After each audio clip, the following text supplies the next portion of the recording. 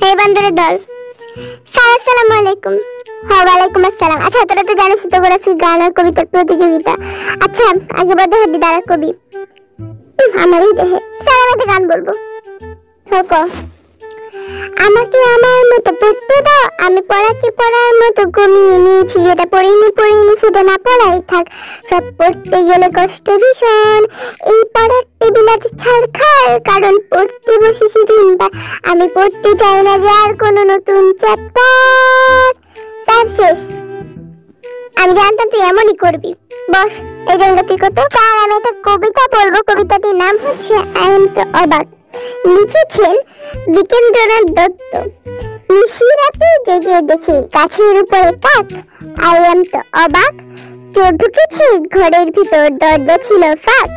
I am তো অবাক। Mobile নিল, টিভি নিল, রিমোট না হয় থাক। আই এম তো অবাক। সব মালামাল বস্তায় ভরে চোর পালালো চুরি করে। আই এম তো অবাক।